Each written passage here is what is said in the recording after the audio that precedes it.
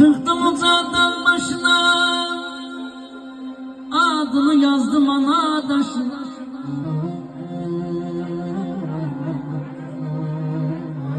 Çıktım ocağın başına,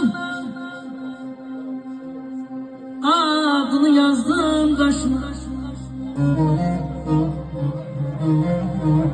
Gelip gidenler olsun anacan ana. Gelip gidenler olsun anacan ana. Neler gelipdi başıma.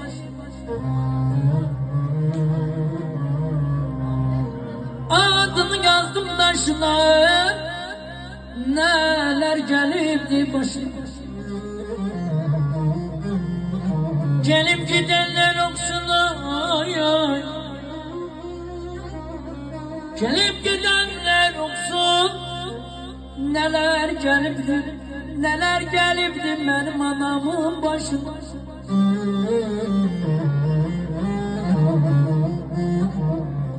Onu bil ki ne kadar var nefesim yolun üstüne gelecek. Bil ki onu ne kadar var nefesim ana canana yolun üstüne gelecek. Günde 100 yol diyerem, 1000 kere de diyerem. Yoluna kurban anamın, yoluna kurban anamın, anamın vay aman.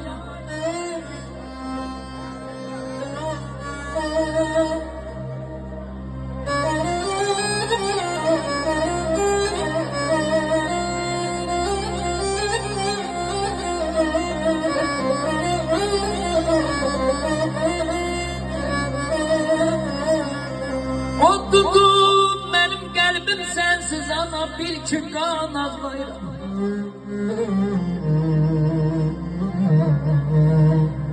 O tutub benim kalbim sensiz ben yine kan ağlayıram. Gel arkadaşlar.